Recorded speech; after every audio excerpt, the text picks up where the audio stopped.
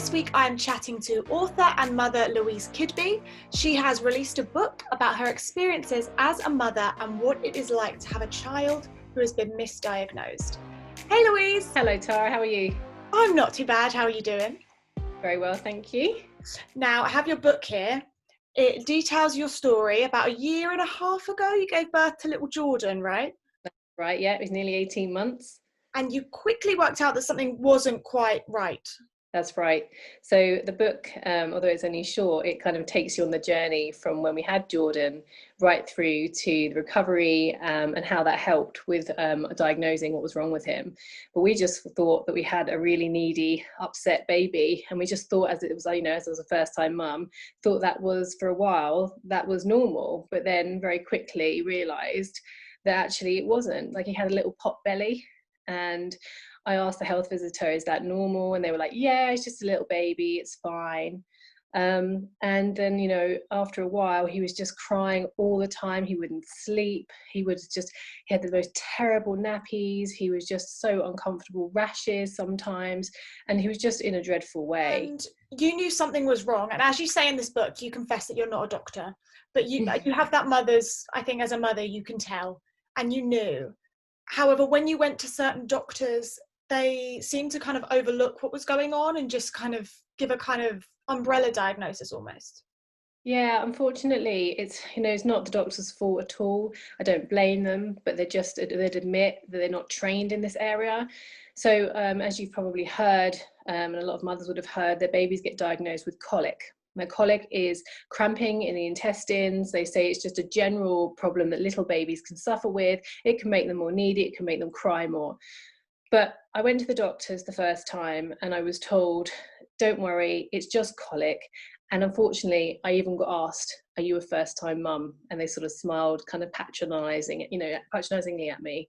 And I just walked away and I just felt so devastated, really. I just felt so helpless. So I then tried the natural, some natural remedies that you can buy in the chemist and off the shelf that I was recommended by the health visitor. And I tried those things and nothing was touching the sides, nothing helped. So as you would as a mother, I was just trying to use my instincts, and I just spent hours on the internet whilst trying to feed. I was breastfeeding at the time. And he just seemed to just get worse and worse. So I went back to the doctors a few weeks later, in absolute bits really. And again, just got told, don't worry, it's just colic. He'll grow out of it. There's nothing wrong with him. And I just knew there was something wrong. So that's where we ended up. So I don't blame them at all. The NHS are amazing, but they're just not trained in this area. And that's kind of, I guess, why you wanted to write this book, because although it's not one size fits all, it's kind of telling your story with the hope that other parents who are having this same frustration, not being able to work out what's wrong, they can learn from this and help their own kids, right? That's exactly why I did it. People say to me, and they laugh, they say, wow, how did you manage to write a book within maternity in this time? And I was just completely and utterly driven by knowing how I felt, knowing that there isn't a lot of help out there, and wanting to document the story, because it ended up being such a guessing game all the time and trial and error. So that actually, even if this book helps one or two other mums, it would have been completely worth it. And with little Jordan, it was a long road to figuring out what it really was, and it wasn't actually colic in the end. What did it end up being? So what he actually has is a genetic condition, which means that his stomach is super sensitive. So it thinks that all of these food groups are invaders. Every time that he would react really badly after I'd fed him. So what I ended up working out, I did a massive food diary for about 2 weeks, and I just thought, it seems to be when I feed him, but everything I wrote down seemed to upset him, and it wasn't really helping me. So what I then did was decide to write down the 2 worst experiences that he'd had, and reactions he'd had.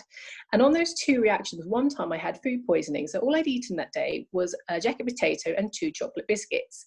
And on the second time, I'd had a cheese sandwich. So I was like, okay, it looks like it could be cheese or milk, or chocolate. So what I did is eventually I thought, and I then started reading up on this thing called CMPA, which is cow's milk protein allergy.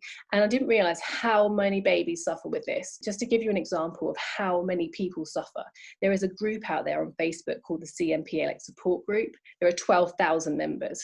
So this isn't something that just one person suffers with. This is just a massive problem that is just under the radar. So that's again why I wrote the book. So I then cut milk completely from my diet for a few weeks. and it made a massive difference. Now, Jordan doesn't just suffer with cow's milk protein allergy, but it did make a difference. So my biggest recommendation to start with, if your baby is suffering with this, is to cut dairy. But then I was at a family barbecue one day, and Jordan had the worst meltdown.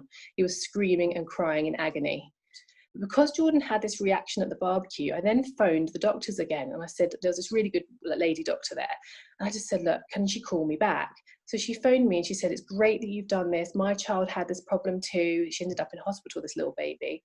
She said, try cutting soya.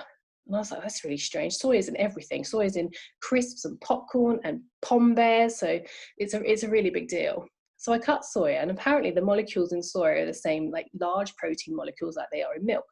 So anyway, I did this. Again, it made a massive difference. His tummy was better. He slept better. And that was the major thing for me. I was exhausted because he was in so much pain. He just never slept. He would just scream and cry in agony. So we kind of were starting to cut these food groups out. And as I went along, I realized more and more that I could cut things and it would make him better. And it was real trial and error. It sounds really tricky and almost frustrating, because kids obviously can't turn around and go, okay, so my stomach's a little bit painful and I've got this and I've got that. They just cry. So I guess that's really stressful for you guys. And I was wondering how little Jordan is now, and how this is going to affect him in the future. Is he going to be kind of weaned onto things? Is this only something that happens in babies, or could it progress? So, it tends to be, every child is different, but babies can suffer for this. They can grow out of it. The dietitians through the NHS will support you with these ladders. I haven't started it really with Jordan. He's so sensitive to things, but you can do an egg ladder, and or let's say a milk ladder, and you might have like a little bit of baked milk in like a muffin or a cookie.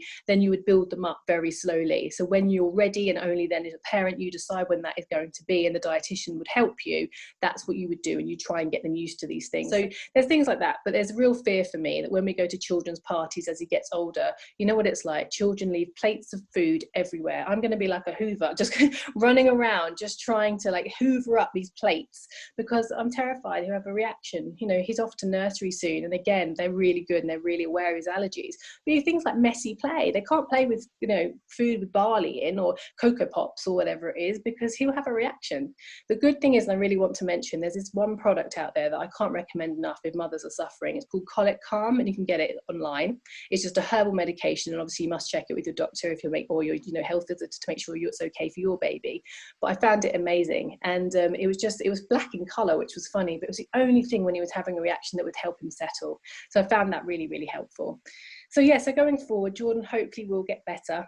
And the good thing is, he is like an amazing child. He sleeps through the night. He's currently asleep now. He sleeps for 2 hours during the day. He eats brilliantly. The things he does have, he loves. It's just to see him being such a happy, content baby. There were times when he was a very small baby, we saw that he wasn't an angry, upset child. He was just in pain.